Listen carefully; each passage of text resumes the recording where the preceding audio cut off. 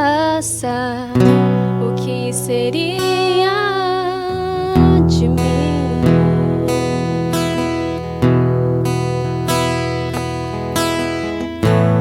Não entendo o meu próprio agir.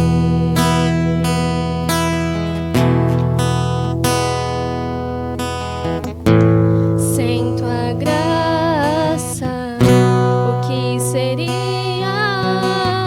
de mim, Deus? Pois o bem que eu quero fazer não faço, e o mal que eu não quero, esse sim acabo cometendo. Em meu ser militam carne e espírito, em uma guerra infindável, a qual eu não me rendo. Pois meu corpo já foi vendido como escravo, e não existe bem nenhum em mim, apenas o pecado.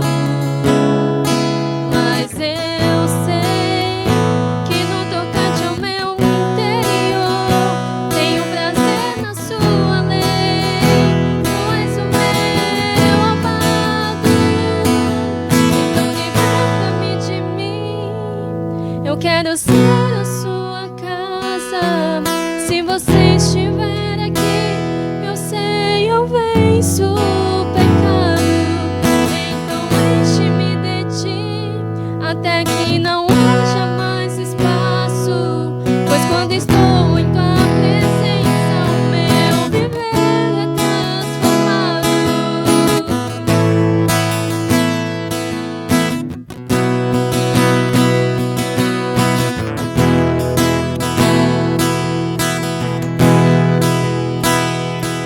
Pois o bem que eu quero fazer não faço, e o mal que eu não quero, esse sim acabo cometendo.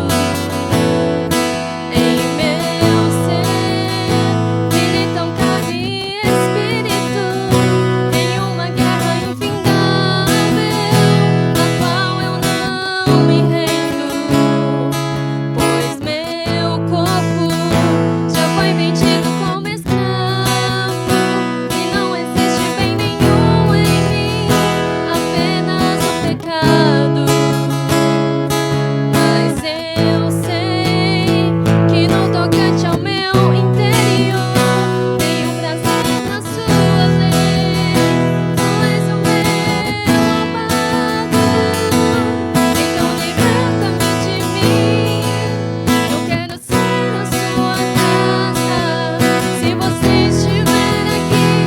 Eu quero ser a sua casa. Se você estiver aqui, eu sei, eu venço o pecado. Então enche-me de ti, até que não haja mais espaço. Pois quando estou em tua presença, o meu viver é transformado. Eu passo a ser livre para viver a tua vontade. Ao te conhecer, todo o meu ser se enche de bondade e reina o Espírito sobre a carne. E reina o Espírito sobre a carne.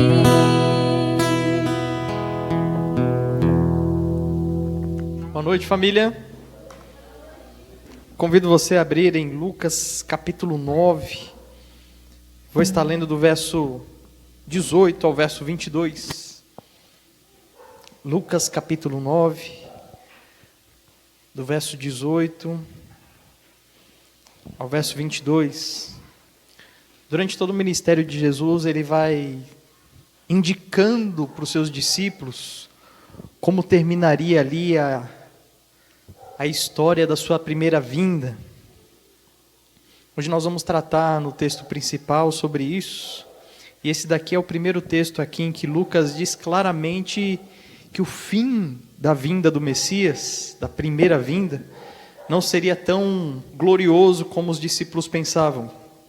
E Lucas 9, de 18 a 22 diz assim: Estando a orar apenas com os discípulos, ele lhes perguntou: Quem as multidões dizem que eu sou? Eles responderam: Uns dizem que és João Batista, outros Elias, e ainda outros um dos antigos profetas que reviveu. Então ele perguntou: E vós, quem disseis que eu sou? Pedro então respondeu: O Cristo de Deus. Jesus, porém, advertindo-os, ordenou que não contassem isso a ninguém. E lhe disse: É necessário que o Filho do Homem sofra muitas coisas, seja rejeitado pelas autoridades, pelos principais sacerdotes, pelos escribas, seja morto e ressuscite ao terceiro dia. Vamos orar? Senhor Jesus, nós te louvamos, te agradecemos. Estamos aqui, Senhor, para expressar o nosso louvor, a nossa gratidão a Ti. E pedimos a Tua graça e misericórdia, Senhor, neste momento. Pedindo a Tua presença, Senhor, viva, palpável, Senhor, no nosso meio. Que nós possamos de verdade, Pai, sentir que o Senhor está aqui e que isso nos incentive ainda mais, Senhor, a prestar o nosso culto a Ti. Que cada uma das ações, seja na música, na oração, na leitura da Tua palavra, que tudo seja para a honra e glória do Teu nome. E pedimos, Senhor, mesmo sem merecer, clamamos a Ti, que o Senhor fale conosco, que o Senhor se revele a nós, que a Tua vontade, Pai, possa ser muito clara aos nossos corações, e que nós sejamos incentivados a viver isso na prática, tudo para a honra e glória do Teu nome. Nós viemos aqui, Senhor, para exaltar ao único Deus verdadeiro, para expor, Senhor, o quanto nós somos gratos por aquilo que o Senhor é e tem feito em nossas vidas. E realmente temos a expectativa, Pai, que o Senhor receba toda a nossa adoração. É em nome de Jesus que nós oramos. Amém. Graça e paz, amados. Tudo bem com vocês? Convido a igreja a se levantar. Gente, a gente está pouquinho, né? Pouquinha gente hoje, o povo diminuiu hoje, mas é um dia diferenciado. É o dia dos pais, é um dia que o Papai do Céu proporcionou a nós termos os nossos pais, né? O meu não está mais, mas um dia eu tive pai sim. E já quero parabenizar todos os pais que estão aqui e agradecer a Deus pela vida de vocês, amém? E juntos com alegria no coração, não só pela vida de vocês, pais, mas por gratidão, por tudo que o Senhor tem feito em nossas vidas, porque até aqui nos ajudou o Senhor. E vamos cantar com alegria ao Senhor, a Ele toda a honra, toda a glória, todo o louvor, com palmas, cânticos de louvores mesmo, de gratidão, amém?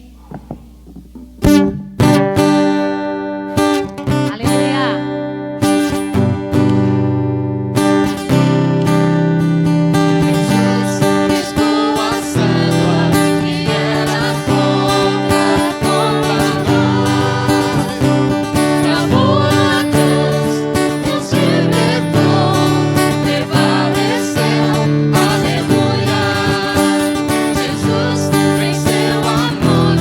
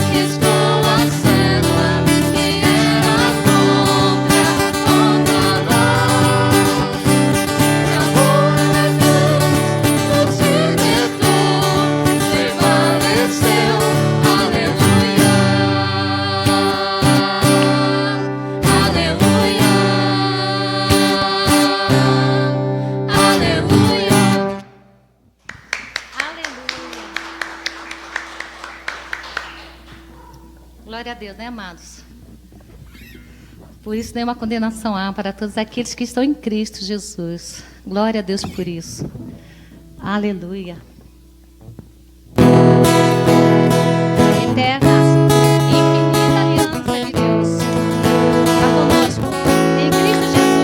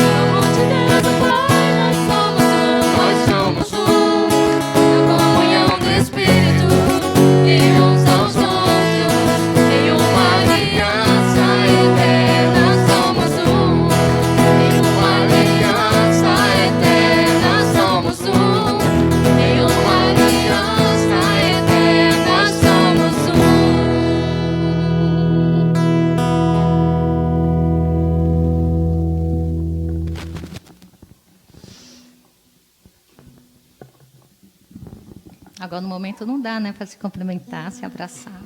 Mas logo, logo, eu aguarde. Amém, pastor? Oh, glória a Deus, né? O pastor já disse amém, né? Logo, logo a gente... Logo, logo a gente vai estar aí.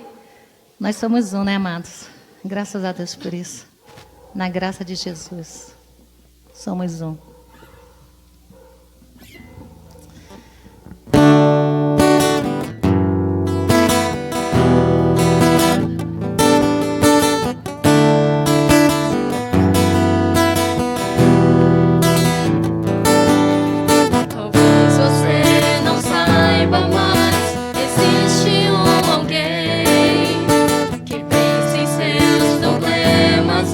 Você quer muito bem, quer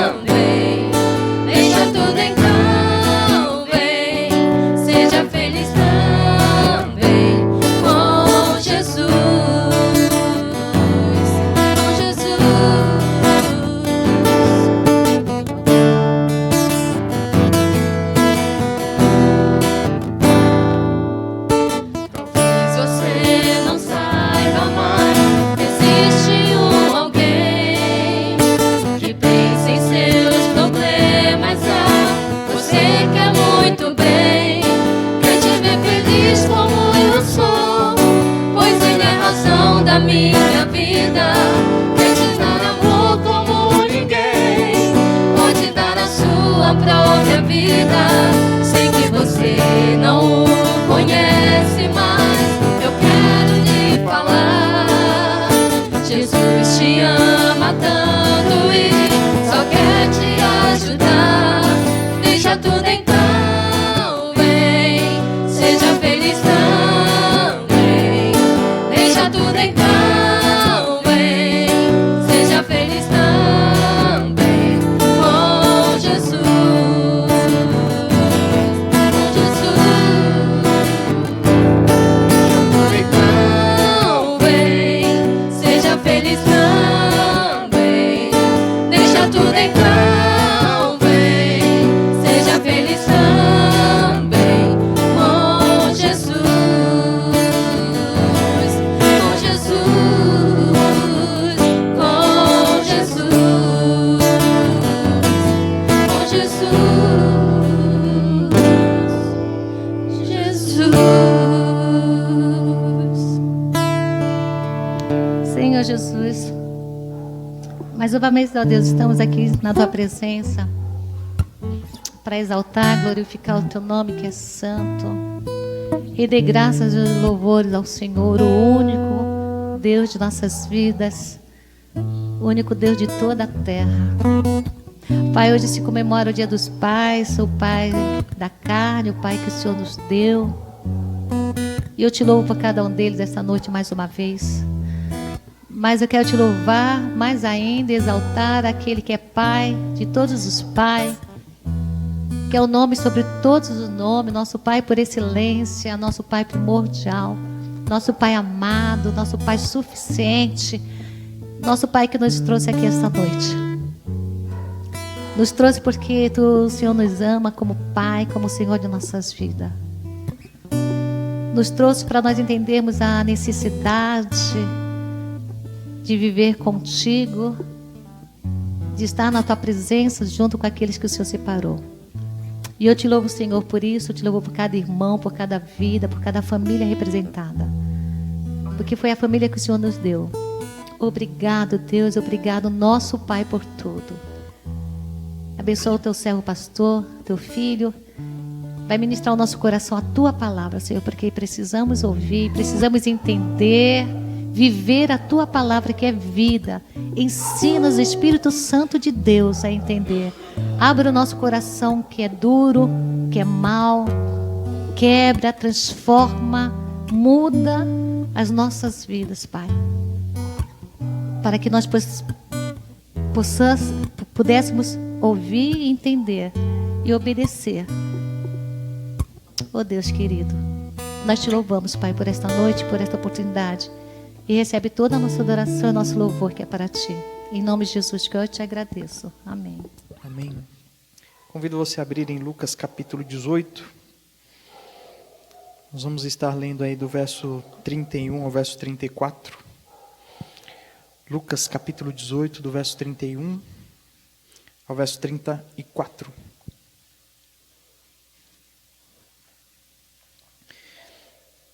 Como vocês sabem, eu tenho pregado na sequência do Evangelho de Lucas.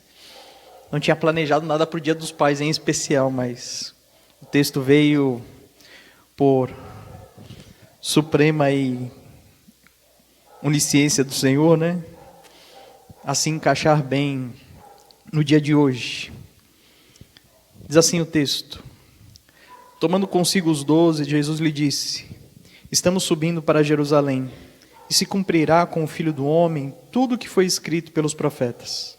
Pois ele será entregue aos gentios, que haverão de ridicularizá-lo, insultá-lo, cuspir-lhe, e depois de espancá-lo, eles o matarão.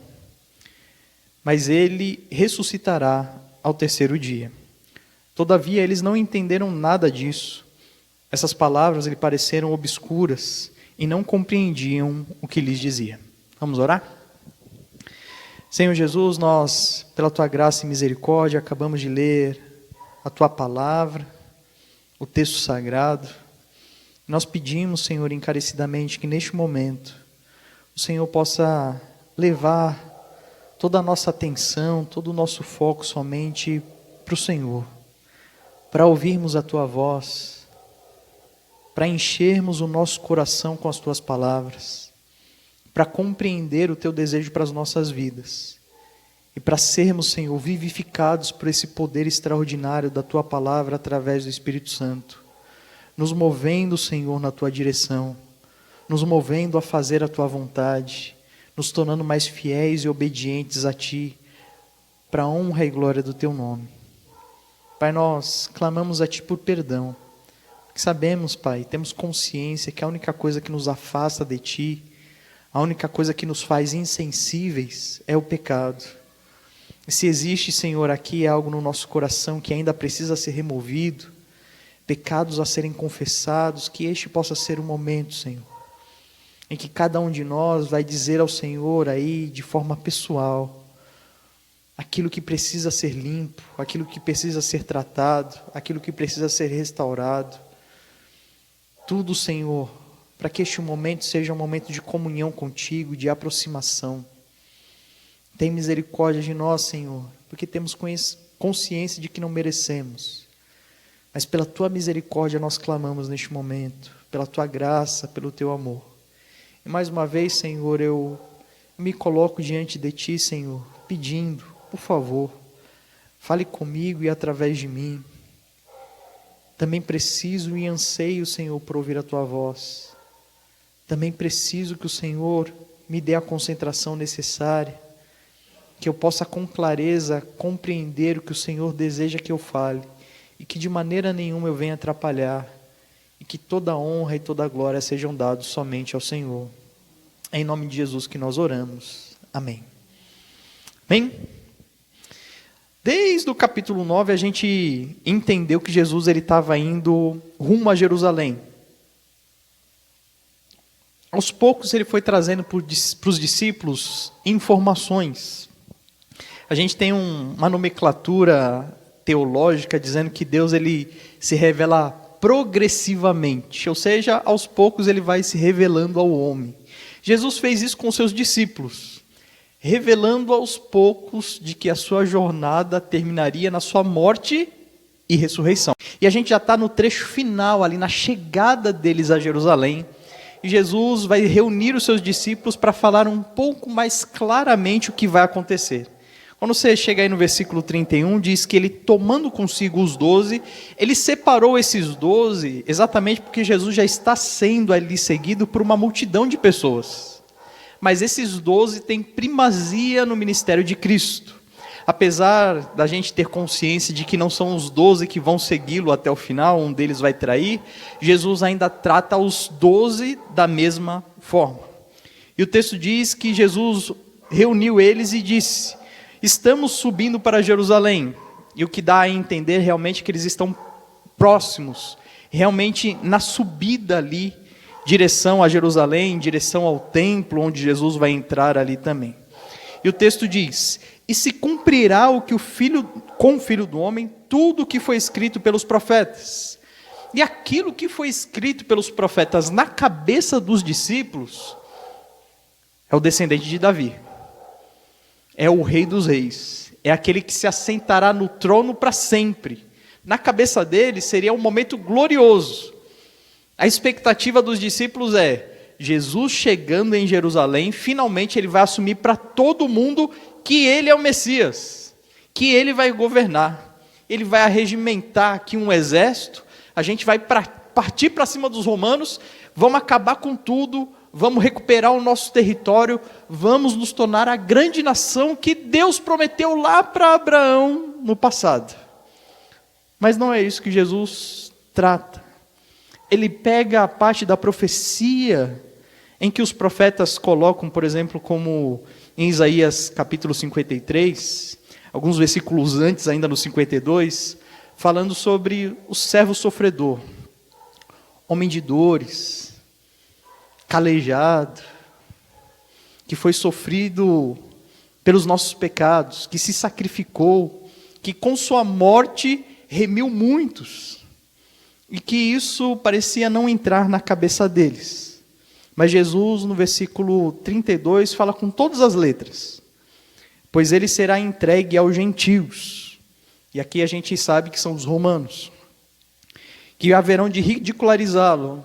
Como Jesus ele não pode ser confrontado com relação a ensino, porque ele fala somente a verdade, a única saída para as pessoas é não debater com ele.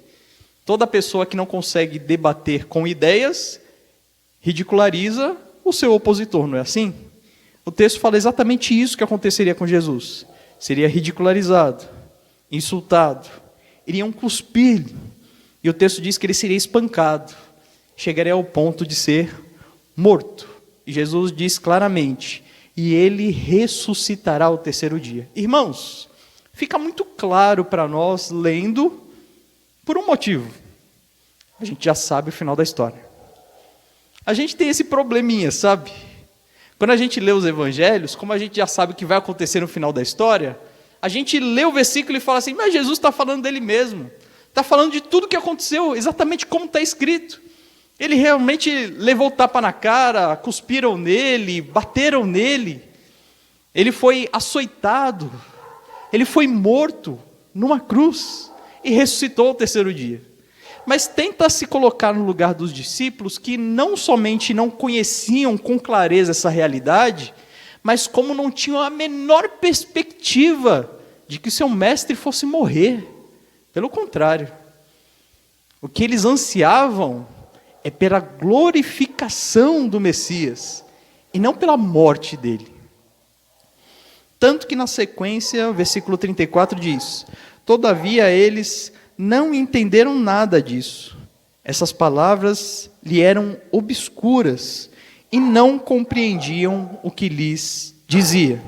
Irmãos, o texto deixa claro a dificuldade que os discípulos tinham, mesmo Jesus vindo e com clareza se posicionando diante deles e alertando claramente para eles o que deveria acontecer.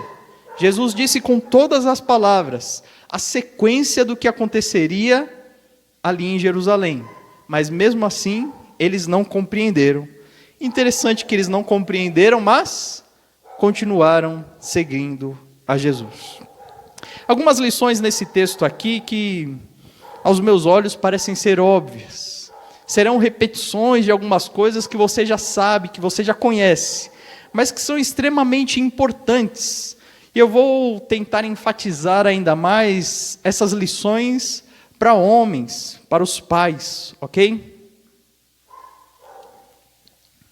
Versículo 31 começa dizendo o seguinte: tomando consigo os 12, irmãos, Jesus ele teve a iniciativa de escolher 12 discípulos. Esses 12 discípulos poderiam ser qualquer pessoa. Poderiam ser 12 mulheres? Não. Não poderiam.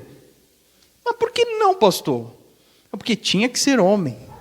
Alguém poderia até dizer e afirmar, não, é porque na realidade a cultura daquela época e tal, e... Não, irmãos. A questão é que Deus colocou o homem para ser líder. Isso não tem nada a ver com o homem ser melhor do que a mulher em coisa alguma. Deus criou os dois iguais. Mas que Deus determinou que a função do homem era ser líder. E Deus queria formar 12 líderes. Precisavam ser homens? Precisava, porque Deus diz que o homem é o líder. Ponto final. Se ele diz, quem sou eu para... Irmãos, quando o texto diz que ele tomou consigo os 12, não foi tomou consigo na marra. Jesus convidou os discípulos. Cada um deles disse sim ao Senhor. Cada um deles respondeu ao chamado com sim. Até o traidor respondeu o chamado com sim. A gente precisa entender que Deus nos coloca neste mundo como líderes, mas Ele nos convida a ser um líder como Ele foi, que é totalmente diferente, que é muito além dos padrões deste mundo, que é muito além daquilo que a palavra liderança significa, tanto para nós, dentro da realidade do nosso serviço, como para nós dentro da realidade de casa, como homens do lar, como pais, como maridos. Interessante porque Jesus chama esses 12 e a primeira frase dele é: estamos subindo para Jerusalém. Irmãos, a postura do líder é essa. O líder realmente é aquele que sabe apontar a direção. Por isso que Jesus é o nosso supremo líder. Porque ele sempre sabe o que ele está fazendo e sempre sabe para onde está indo. O líder é aquele que indica a direção onde se deve caminhar. E os liderados, por terem essa tranquilidade no líder, vão sem temer. É exatamente isso que Deus estava formando nos seus discípulos, Ele deseja formar em nós. Líderes que digam para suas esposas, para os seus filhos, para que direção está indo a sua família. Para que direção vocês estão correndo. Para onde vocês estão indo? Qual é o norte de vocês?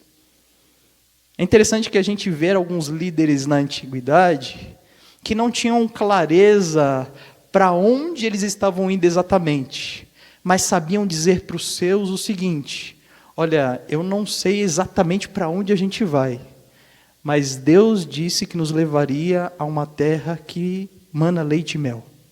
Foi o que ele disse para Abraão, não é? Vai para a terra que eu te mostrarei. Onde é a terra? Eu te mostrarei. Não, mas qual é o nome da terra? Qual é a direção? Eu vou para a direita, eu vou para a esquerda, e para onde eu vou? Ele não tinha dúvida. Ele sabia que Deus ia mostrar. E aqueles que estavam com ele não tinham dúvida, porque sabia que ele receberia de Deus a direção.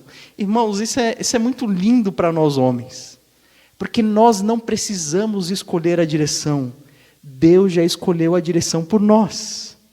Nós só precisamos ouvir Ele dizer: é para Jerusalém que a gente vai. Não é fantástico isso? A gente que fica se pesando aí por tantas decisões que a gente tem que tomar, e a gente não ouve Jesus falando qual é a direção que a gente tem que tomar. E às vezes a gente tem que arcar com as consequências das direções erradas que a gente impõe para as nossas famílias, para as nossas vidas, para as esposas, para os filhos. Sendo que o próprio Jesus já nos chamou para perto dele para dizer: o caminho é esse aqui, é para lá que a gente vai. Jesus, o nosso líder. Jesus, aquele que nunca nos deixa só, que está sempre nos indicando o caminho. Mas você reparou, né? É somente para aqueles que param, se achegam perto do Mestre, quando Ele chama, para ouvir o direcionamento da parte dele. Se você ficar tentando buscar Jesus só na hora que você quer, talvez você tenha perdido a passada, sabe, certa, o tempo correto de ouvir Ele dizendo qual é o direcionamento para a sua vida.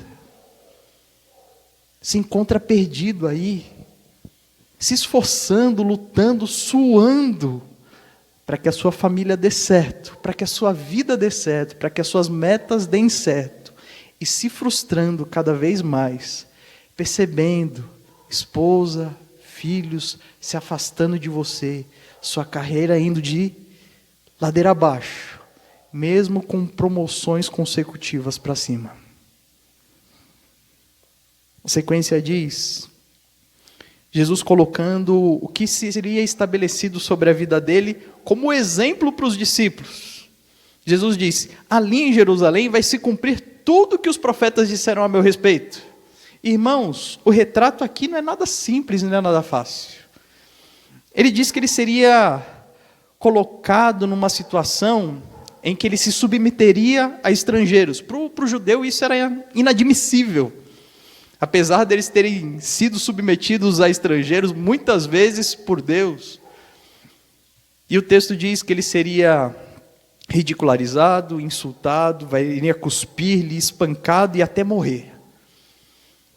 E Jesus é o nosso mestre, o nosso exemplo de liderança. Amém? Está preparado? Se fizeram isso com o nosso mestre, o que será de nós, homens? Irmãos, Deus nos colocou numa posição de liderança e nos fez como nós somos hoje, homens, exatamente porque nós somos capazes de suportar essas coisas. A gente é capaz de ser ridicularizado e manter a postura. De alguém dar um tapa na nossa cara ou cuspir e a gente se manter firme. De alguém atentar contra a nossa vida e a gente se manter firme. Deus nos colocou neste mundo para isso. Eu não estou falando daquela postura de macho, de que eu não sofro, eu não choro, não é nada disso. Mas uma postura adotada pelo próprio Messias. Aquilo que o Apocalipse chama de que ele é o cordeiro e é o leão. Jesus é aquele que se compadece do próximo, que acolhe, que chora, que tem misericórdia. Mas é o mesmo homem que confronta o pecado, que se posiciona, que ofende aqueles que promovem a mentira, que até lança mão de instrumentos de dor, como o chicote, para limpar ali a casa de Deus, que era o templo da antiguidade, e hoje somos nós. É aquele que tem pulso firme. Ele é o leão quando precisa ser, e é o cordeiro quando precisa ser. É interessante, por exemplo, como Paulo ele vai relacionar isso. Porque às vezes a gente olha para a vida de Jesus e fala assim, pastor, fica difícil a gente tomar um exemplo de Jesus sendo pai, porque Jesus nunca foi pai. Fica difícil a gente ver Jesus como exemplo, por exemplo, sendo marido, porque Jesus nunca foi marido. Bom, se Jesus nunca foi marido, então a gente tem um problema sério, né? Porque o Novo Testamento sempre trata ele como o marido da pior esposa possível. Sua igreja, nós. Em Efésios, Paulo diz o seguinte: os maridos precisam amar as suas esposas como Cristo amou a igreja. E o que ele fez? Se sacrificou por ela. Sabe para que nós estamos aqui, homens? Para sofrer e aguentar de pé até o fim. A gente não tem tempo para ficar remoendo dor, sabe? A gente tem muitos ao nosso redor para cuidar. Deus nos fortalece para isso. Nós precisamos de uma geração de homens de verdade. Homens no padrão de Cristo. Homens que amam intensamente ao ponto de darem as suas próprias vidas. Ou seja, nunca é eu primeiro. É sempre a minha esposa, é sempre os meus filhos, é sempre a vontade do Senhor em primeiro lugar. Nunca eu. Quando a gente se volta para o padrão de homem desse mundo, a gente se torna alguém extremamente egoísta. O que não tem nada a ver com Cristo. O que tem tudo a ver com o anseio dos discípulos sobre Jesus. Quando Jesus diz para eles, a gente está indo para Jerusalém. O que os discípulos estão pensando? Glória, poder, exaltação. Nós somos os preferidos do Mestre. Assim que ele sentar no trono, haverão 12 tronos ao redor dele. Nós nos sentaremos nele. E Jesus diz, eu vou para lá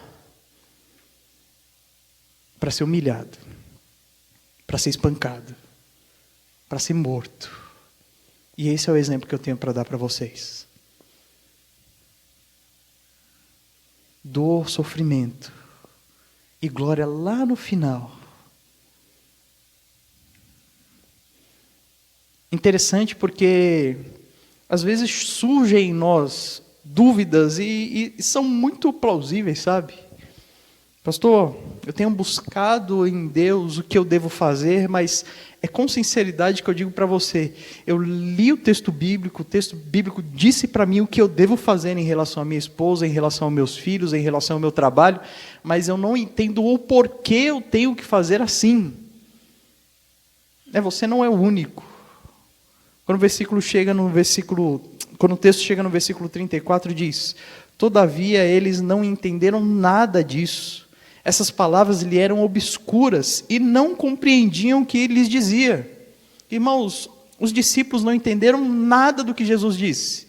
Sabe o que mudou? Nada, eles continuaram seguindo o Mestre, continuaram obedecendo o Mestre até o fim. E você? Não é preciso que você entenda o que Deus disse para você fazer. É preciso que você creia e faça. Lá na frente, você entende. Não é simples, não é fácil. A gente normalmente tem uma sequência de coisas na nossa cabeça para funcionar, sabe? Normalmente a gente precisa entender primeiro para depois crer, para depois fazer. Mas Deus, Ele pede para nós o contrário. Ele fala assim, começa crendo e lá na frente você vai entender o porquê. As coisas não são fáceis, irmãos. Mas a gente precisa acreditar que Deus sabe o que é melhor para nós. Hoje está muito mais fácil nós crermos na palavra da nossa esposa do que na palavra de Deus. E é um alerta só, não é exclusividade sua, mas desde Adão a gente tem esse padrão. Quando a gente começa a ler os primeiros capítulos ali de Gênesis, que tem uma quantidade infinita de lições, a gente enxerga Deus estabelecendo aquilo que é bom e aquilo que é ruim. Por quê? Porque Adão não sabia, porque Eva não sabia. Aquilo que Deus dizia era definido como bom e ruim.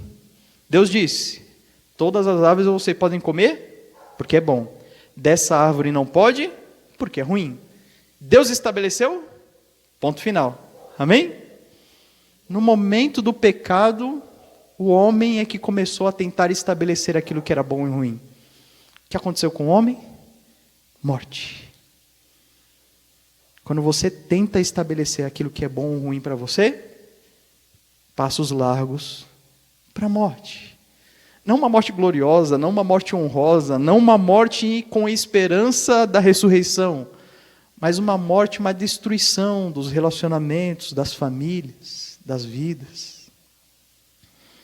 Mesmo que você não entenda, cumpra aquilo que Deus exige de você como um homem. Como um homem. Nós precisamos de homens de verdade. Abra comigo lá em Efésios capítulo 4. Capítulo 6.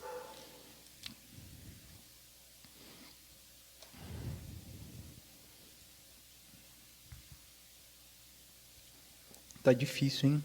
Efésios capítulo 5, desculpa, irmãos.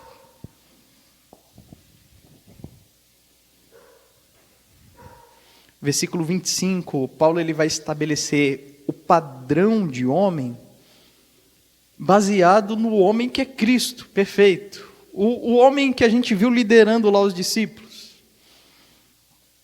O texto diz o seguinte, maridos, cada um de vós ame a sua mulher, assim como Cristo amou a igreja e a si mesmo se entregou por ela. Qual é a condição para que o homem ame a sua esposa? Nenhum. Independente da esposa, independente da esposa. Se ela é o padrão que você considera ideal ou não, vai ter que amar do mesmo jeito. Até que ponto? Até a morte. A morte dela, a sua, ok? Para deixar um pouco mais claro, né? Por quê? Porque Cristo fez isso por você. Ele amou a sua igreja. Diga para mim, uma retrospectiva rápida da sua semana. Como você foi como noiva de Cristo no seu relacionamento com Ele? Como é que você andou com Ele essa semana? pelo que você fez, você deveria ser amado? Mas ele continua amando. O que acontece quando um homem, de verdade, ama ao ponto de morrer? Olha só que legal, versículo 26. Resultado: a fim de santificá-la, tendo-a purificado com o lavar da água pela palavra, apresentando-la a si mesmo como igreja gloriosa, sem mancha, nem ruga, nem qualquer coisa semelhante, mas santa e irrepreensível. Sabe como é que a gente demonstra amor pelas pessoas ao nosso redor? O texto diz que é investindo nessas pessoas, versículo 26, pela palavra. Compartilha a palavra de Deus com a sua família, ama. Não compartilha, não ama. Se compartilha, tem uma esposa que o texto chama de gloriosa, sem mancha, sem ruga. Você que está achando que a sua esposa também é enrugada, olha aí o segredo, irmão. Nem qualquer coisa semelhante, mas santa e irrepreensível. Eu vou contar para vocês uma coisa assim. Sabe quando é que o meu relacionamento com a Paula começou a melhorar? Quando eu virei homem. Parei de remoer as minhas dores. Aprendi o que é sofrer, porque Deus me fez assim. Cascudo. É para aguentar mesmo. As porradas têm que vir em cima e tem que me manter. Porque Deus me fez assim. Ele me quer assim. Lutando pela minha esposa, pela minha família, pelos meus. Sou homem. De verdade. É assim que Deus me quer. Eu não sou homem para ser homem na frente dos outros, com pose, com voz imponente, com força bruta. Não, eu tenho que ser homem em casa, é ajoelhado, é aberto à palavra de Deus, é disciplinando, orientando, direcionando para onde Cristo me direcionou. Investindo na minha esposa, não para que ela tenha condição financeira de arrumar o cabelo, mas que ela não tenha ruga nem mancha pelo lavar da palavra de Deus. Homens de verdade, homens guiados por Cristo, homens que sabem para onde vão, e que as suas esposas podem se sentir em paz e confiantes. Sei para onde o meu marido está indo, porque ele está seguindo Jesus. Confio, porque ele sofre por mim, porque ele se dedica, e eu sei que se ele precisar morrer, ele vai, porque ele me ama, porque ele entendeu o quanto é amado por Cristo, e por isso ama. Homens de verdade, homens como o texto de Lucas diz, que não entenderam, que não era claro para eles, mas que confiaram, que continuaram seguindo mesmo sem entender, mesmo sem compreender, mesmo sem saber o porquê, continuaram confiando. Eu lembro que quando eu e a Paula casamos, a gente já orava pelos nossos filhos, pela nossa família, por tudo. Inclusive já oramos pelo casamento deles. Clamamos ao Senhor que Ele continue nos direcionando. E a gente sempre colocou que a gente gostaria de ser fiéis a Deus no padrão de família. E a gente colocou para o Senhor: Senhor, se for possível, pela Tua graça e misericórdia, a gente gostaria de cumprir com fidelidade os nossos papéis de pais.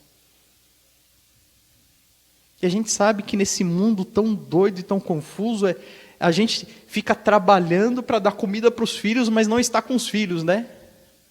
E a gente pediu isso a Deus. E aí passou o primeiro ano, nada. E o segundo, e o terceiro, e o quarto, e o quinto, e o sexto ano. E a gente não entendia nada. E aí minha esposa se descabelando.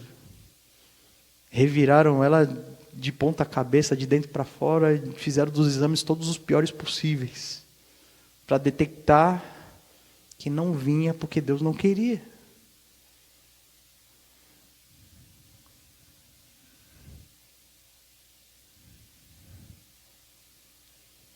Era um momento que eu precisava estar lá de pé. Mesmo que as coisas parecessem conturbadas, Deus me colocou ali para aguentar esse peso. Irmãos, eu estou dando esse exemplo para você entender que quando Gabriel veio, ela juntou um monte de licenças que ela tinha lá por ser funcionário público. Ela passou um ano inteiro em casa. Primeiro ano do Gabriel, Paula em casa. Depois eu parei com o trabalho secular, fiquei na igreja. Tinha condições de estar com ele enquanto ela trabalhava. Plano perfeito de Deus para cumprir o nosso desejo de fidelidade lá no início.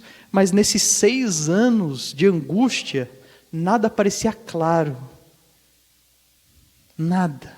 Tudo era muito obscuro. A gente não entendia absolutamente nada. Teve gente que chegou para a gente e falou assim, olha, sabe por que vocês não têm filhos? Que vocês devem estar em pecado.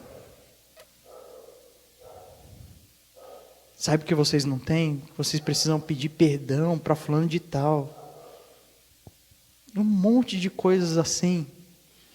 Em que simplesmente Deus estava desejando da gente assim, mesmo que vocês não entendam, continuem caminhando na direção que eu vou. Hoje, é moleza entender isso.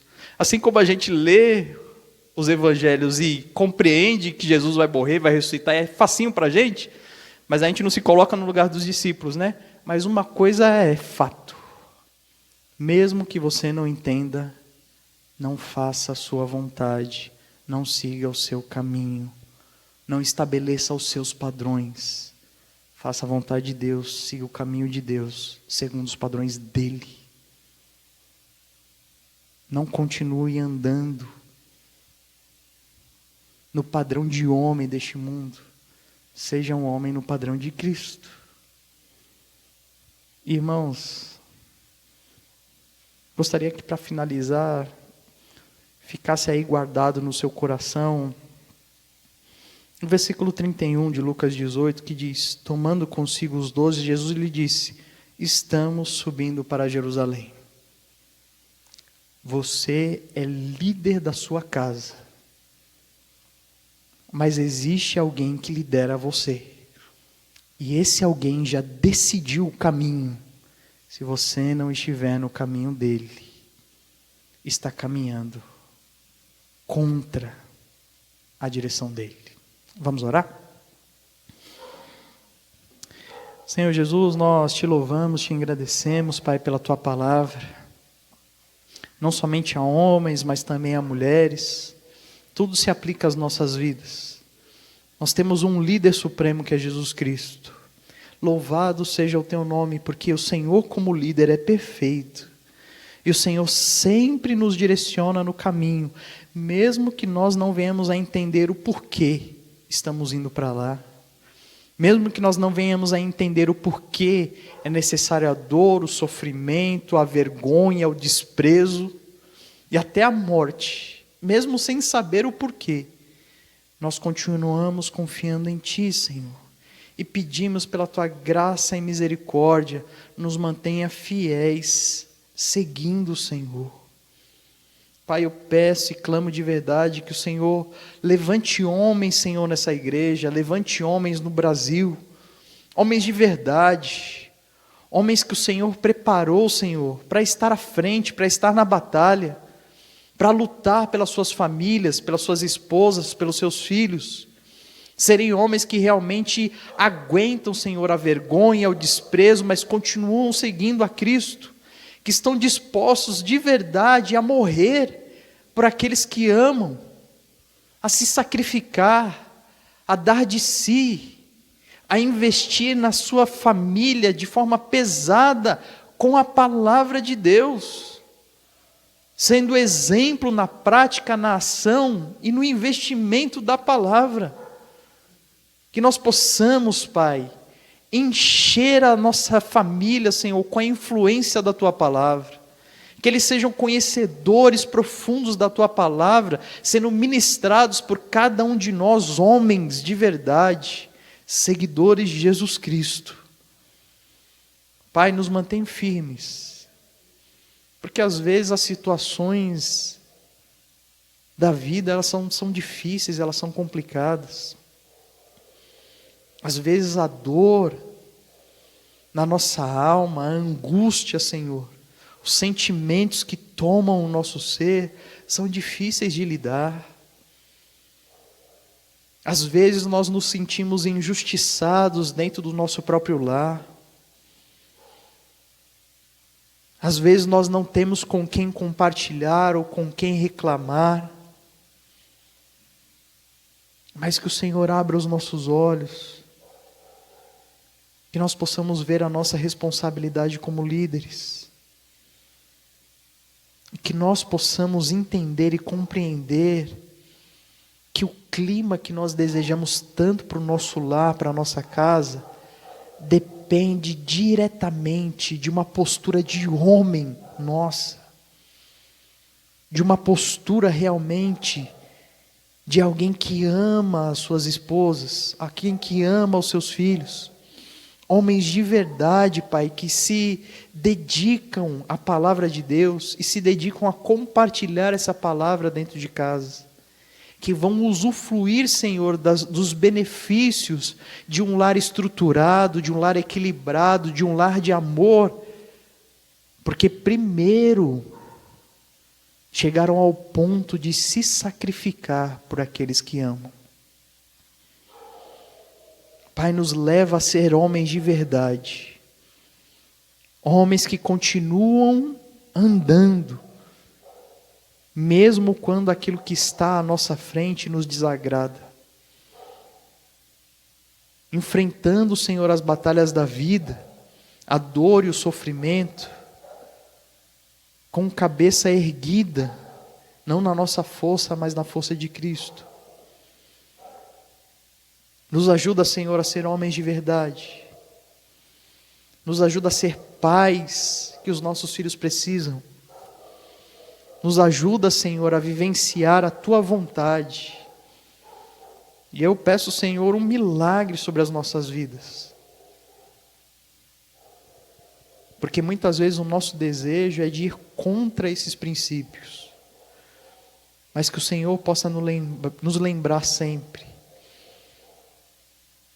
que está nos guiando, que o Senhor é o nosso exemplo, e que fazer a Tua vontade é sempre melhor, seguir o Teu caminho é sempre o melhor, para a honra e glória do Teu nome. É em nome de Jesus que nós oramos, Senhor, agradecidos por essa palavra. Amém. Tá, queridos, e cantar com mais 2 hinos.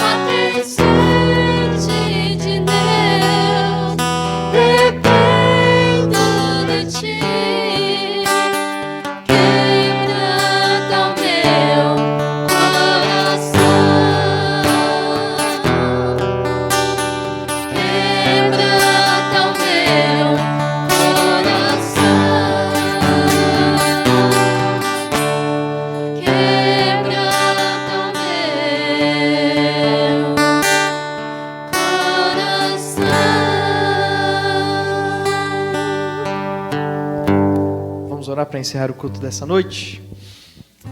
Senhor Jesus, nós te louvamos, te engrandecemos, Pai, pelo momento especial que nós tivemos aqui, para expressar, Senhor, a nossa adoração a Ti, o único Deus merecedor, expressar a nossa gratidão pela Tua bondade, pela Tua insistência, Senhor, em buscar uma vida melhor para cada um de nós, uma vida correta e fiel diante de Ti, Senhor, que vai se multiplicar em bênçãos, não somente em nossas vidas, mas naqueles que estão ao nosso redor.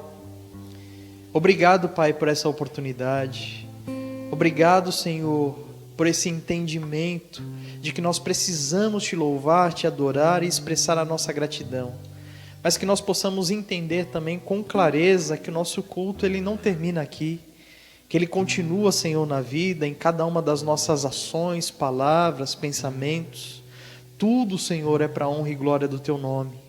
Nós desejamos, Senhor, viver segundo a Tua vontade.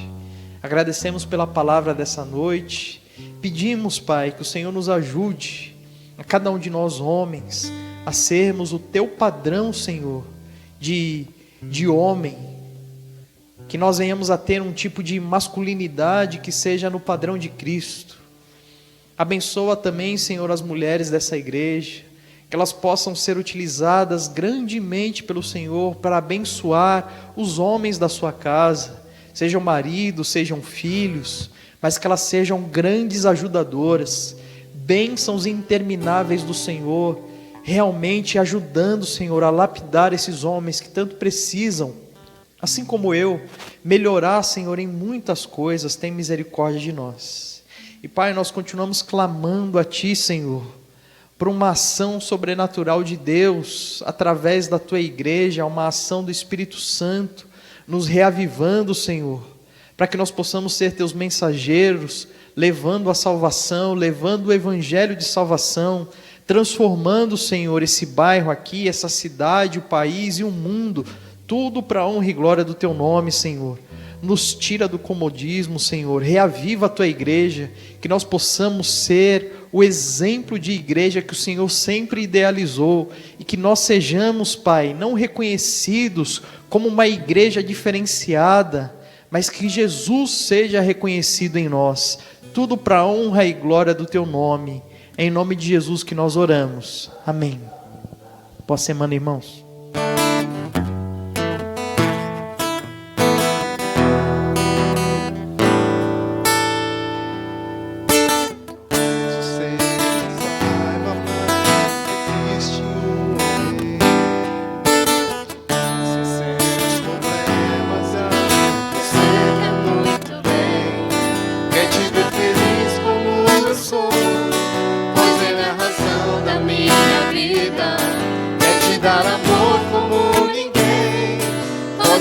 Sua própria vida. Sei que você não o conhece, mas eu quero lhe falar. Jesus te ama tanto e